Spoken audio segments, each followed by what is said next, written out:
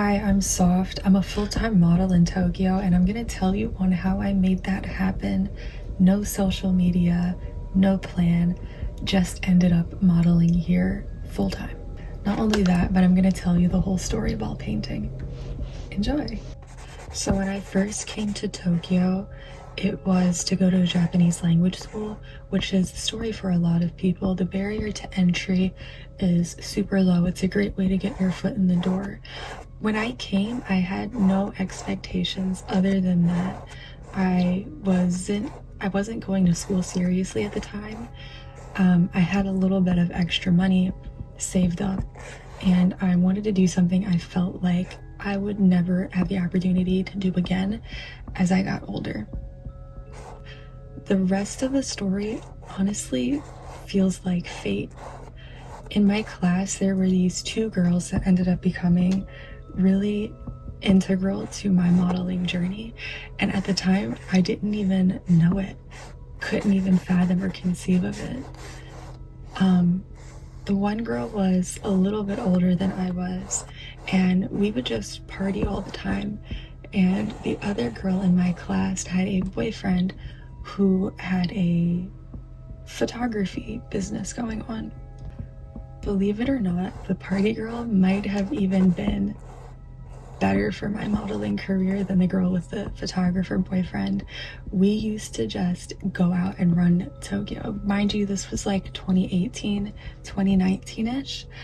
And we used to just go everywhere, and my only genuine concern was breaking out of my shell, talking to people, and making friends. And I think because my intentions were so like pure and organic, the connections that I made reflected that mindset. So like music, entertainment, and modeling are all super interconnected. So obviously I was making a lot of these connections like completely accidentally. Honestly, like there are some people I met back then who recur in my life now as like directors, hairstylists, production assistants, and at the time like I didn't even know. I was just kind of having a good time, having fun and stuff, just completely out of my depth. I made a lot of model friends at this time as well. For example, we all know Lottie on Top, right? I actually met her around this time, hanging out with this girl, going to like different fashion events that we both just kind of naturally gravitated towards. And some of the first people to take my picture were actually just like party photographers who liked the way that I looked and then would get my information later, and we would connect and do little test shoots together. And through doing these test shoots, I got a little bit more comfortable being in front of the camera in this like low stakes, low effort kind of way, which really paid off later on in my journey.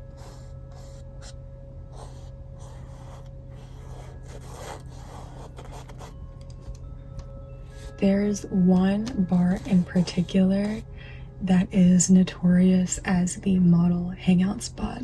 It's called Takenotsuka in Shibuya. It's low-key like mad gentrified already, so I don't feel bad about, exposing the name of this place. But if you go there, it's literally just pictures of models from the floors to the ceilings, covering the walls.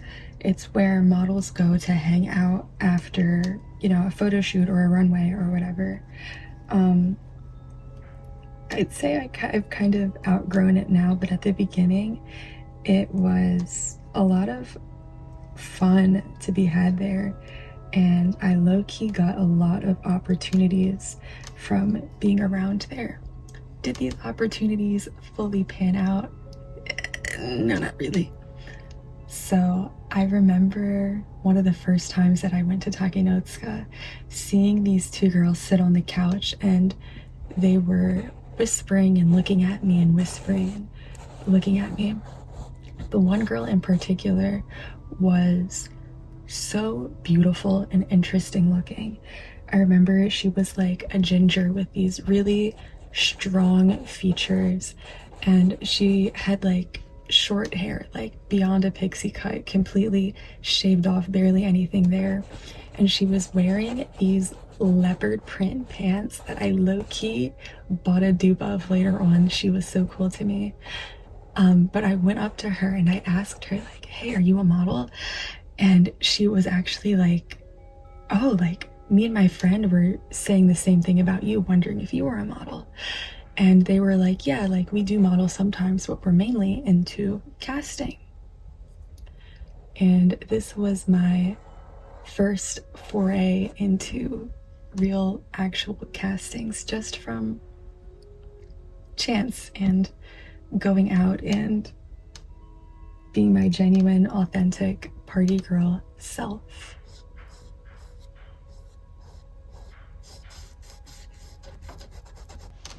Now, for a long time, these connections didn't really pan out or mean anything. I would occasionally meet a girl at the club who would give me her agent's contact and beg me to get in touch with them and say that I would do so well.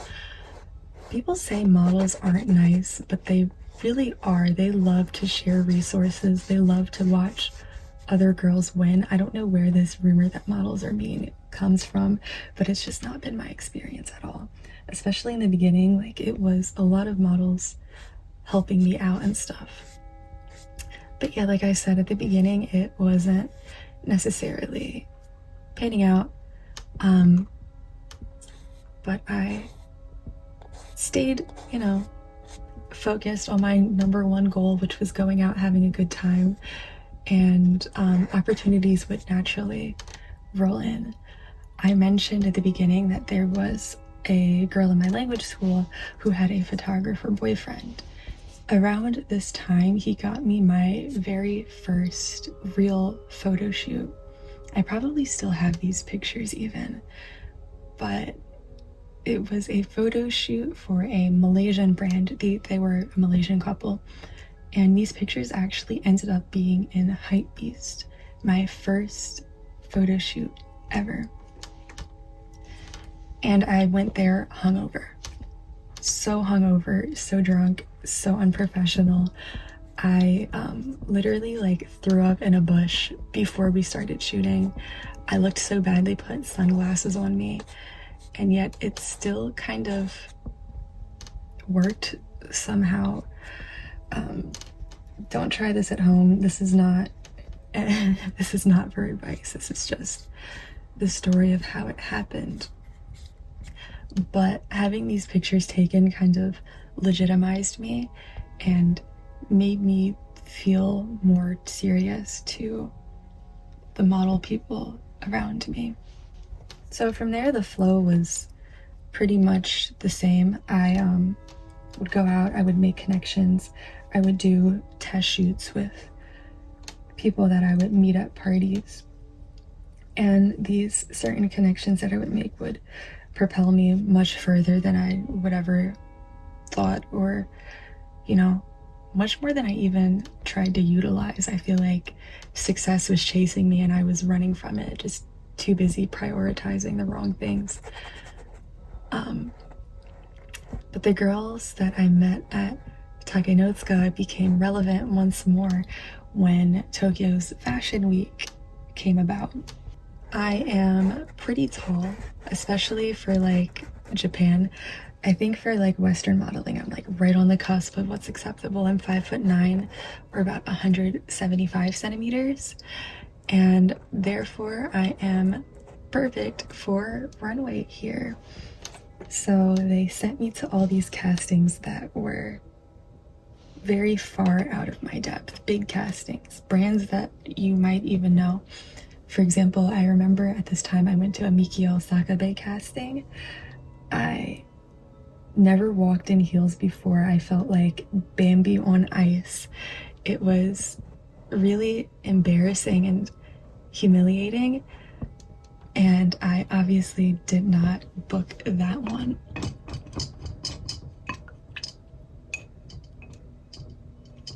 And then I remember they tried me at this other casting, And I went with my friend Lottie on top, and I actually stopped in front of the door. I was so scared and so certain that I would get rejected that I rejected myself before I even walked through the door. And I didn't even go in. Lottie went in, Lottie booked it. I didn't, and I made up some stupid excuse for, you know, the girls as to why I didn't show up. And I remember them actually messaging me like, we seen you walk up to the door and leave. Like, we know that you're lying to us. And I was just like so horrified and humiliated that I had sabotaged myself like that, and then also been found out on top of it all. So even though success was chasing me, I was running from it. I wasn't in the right space to be able to fully accept these, you know, these opportunities. I wasn't there mentally, and therefore I couldn't perform physically. And so my first 3 months in Tokyo ended with me leaving the country with opportunities unfulfilled and unsatisfied. I had gotten so many good connections just from going out and partying, but I hadn't been able to utilize any of them. I actually even remember I also was at a lesbian bar, randomly met the director of this modeling agency called Tokyo Rebels. Really good agency, like dream agency even. And they set up a meeting with me to discuss signing me on the same day I flew home back to the States. So I left with this really funny taste in my mouth about modeling. It was something that had happened to me so randomly. It was an opportunity that fell right into my lap. It was an opportunity that I had no idea how to take hold of, and that I basically squandered. But at the same time, I still didn't necessarily see it as a real opportunity or a real way forward. I seen it as a fun hobby, something to do, something that I wasn't very serious about. And that kind of reflected in the results that I was getting. I stayed home in the States and saved up money, but I was addicted to Tokyo. I'm sure many of you can relate. If you've been here, you've probably felt it. You go to Tokyo once and then you just have to come back. So, with those feelings in mind, about 6 months later, I returned to Tokyo. I returned to the same language school. And even though I was in the same situation again, things were very different. A lot of my friends had left, and I was surrounded by a bunch of new people, but new people also means new opportunities.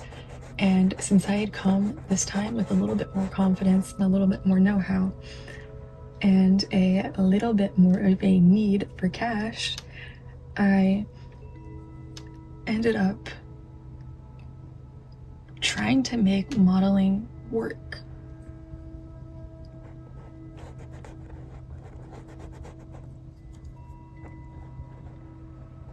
I did this in a really interesting and amateur way without my Takenotsuka bar girls helping me with castings. Do you know Shibuya Crossing? I used to go to Shibuya Crossing and stand there for hours right in front of the Tsutaya Starbucks. That used to be the hack. You used to go and stand out in front of Tsutaya Starbucks, and people would come up and street cast you and ask you to model for things, so long as you just stood there. Now, I don't know if it works the same these days, if they're still doing that, but back then, that used to be the way. And it worked for me a little bit. I was getting a lot of hair show opportunities, and they weren't necessarily glamorous. They didn't necessarily pay very well, if anything, but they were a great opportunity to build my portfolio.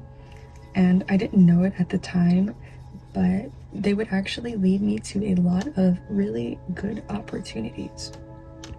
But of course, you know, not all opportunities are good opportunities, and modeling is full of scammers and people who want to take advantage of girls, and I also had plenty of those experiences as well.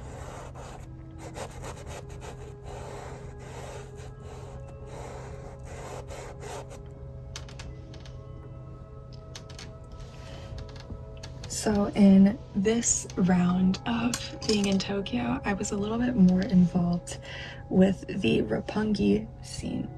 And if you know Roppongi, you know that it is famous for international clubbing.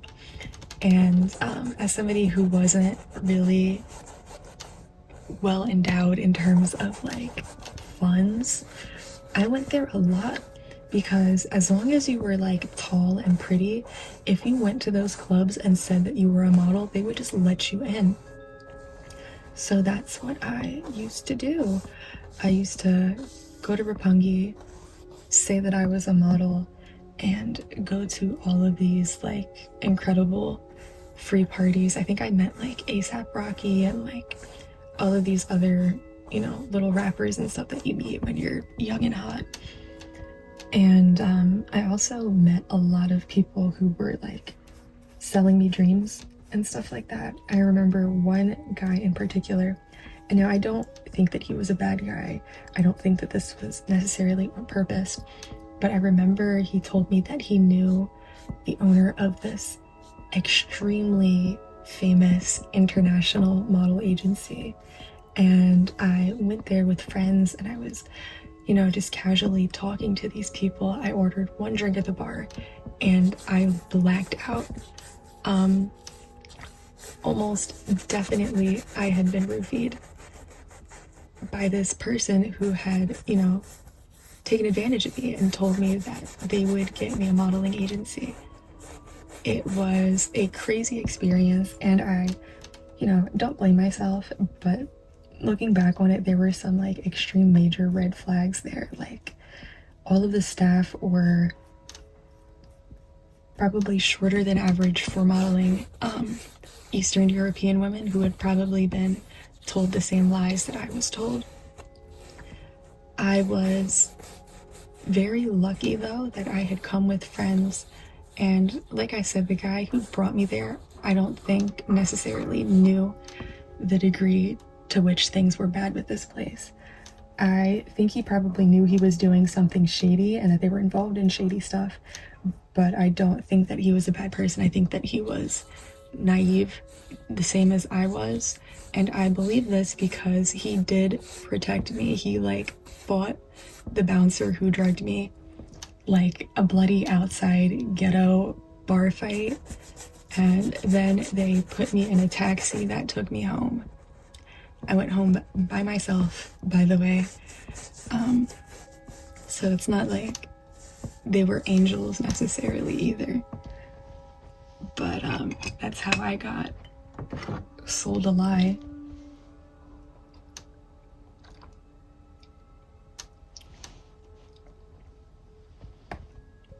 But ultimately, things didn't end up going as bad as they could. And I'm really thankful that, you know, someone was looking out for me. So at this point in time, it's kind of winding down to the end of my second trip in Tokyo. I have the connections that I have. I'm doing a lot of cute little side things, still kind of, you know, looking for an agency, kind of imagining for the first time that this is something possible for me to do. And around this time, I think I even walked my first runway, funny enough. Even funnier, my ex was like working at this runway, so that was also a fun modeling experience. He actually like gave me this book of the runway where I'm like in it, and it was so silly. He like gave me the book and the curse was broken. I stopped liking him immediately. I was like, wow, this is some like voodoo shit going on. Anyway, one of these days when I'm standing on the street trying to,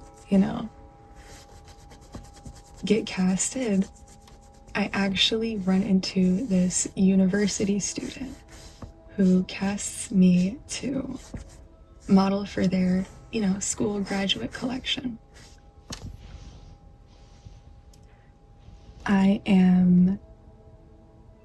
Next week, I'm actually posting a video of myself walking a runway in the same school's graduate collection, Bunka Fashion School.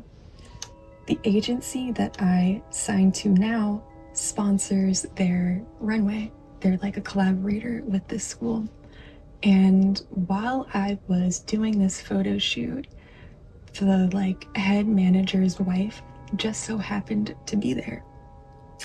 And while we were doing the photo shoot, she's just watching me, and afterwards she asks like, hey, like, do you have a modeling agency? And I'm like, no, like I don't. She's like, do you want one? And I was blown away at just how lucky it was that this opportunity ended up finding me. And I've had these weird experiences before, so I'm scared to trust it a little bit. But she's adamant and she's explaining to me all of these things. She's like, yeah, there's a black girl in a different agency and she's cleaning house, she's taking all of the jobs, and we want one of our own, basically. So it was this right place, right time, dream situation. She invited me out to coffee afterwards. We talked about everything just very casually. And the whole time it just felt so fake and dreamlike after all that I went through, that it would just fall into place so easily. Like it just didn't make any sense to me whatsoever that could happen. But it did happen. And then we went and met her husband and like fully signed contracts and everything. And at the end, at this time, it was nearing the end of my second 3-month trip to Tokyo. I was going back home at the end of 2019, and I thought to myself, okay, well, I'll spend 3 months in the States, and then after that, I'll come back in 2020 and begin my Tokyo modeling journey. It didn't happen that way. We all know what happened instead. I was trapped in my room during COVID for 2 years because the borders closed, and I was going crazy. It felt like this incredible blessing that I felt like I didn't deserve was confirmed, that I didn't deserve it, and that it wasn't going to be happening. Like this incredibly high, this dream that I never even dreamed necessarily, because it just felt like such a fantasy. Like, why even bother putting the thought and effort into imagining it? That this like crazy opportunity just fell away from me for no reason. I was so depressed. I wasn't even myself. I feel like during this time I became a new me, for better or for worse. And I lost a lot of faith in everything. But like all bad things, the closed borders came to an end. And I tentatively moved to Tokyo with somehow my contract still intact. I moved here so anxious, so distraught, so much less happy than the version of myself who was in Tokyo before, because now I knew that these beautiful opportunities that fall out of the sky can be lost. Whether that is good for me or bad for me is debatable. It's a little bit of both. But I ended up in my dream city after that huge, immense, emotional roller coaster. And it wasn't all peaches and cream as soon as I landed here. I was very alternative at the time. I kind of had to sacrifice my personal style to pay my bills. But I think that that was a small price to pay to live my dream in my dream city. So that is the trade-off that I made. And that's how I personally ended up being a full-time model in Tokyo. I also paint, obviously. This is my passion, this is my life, this is my joy, this is what keeps me sane. And you see a lot of both of those sides of me on this channel. So please like, comment, subscribe. Thank you so much for watching. I am a very small YouTuber and I am trying to do better at this. So let me know what you think. Bye bye.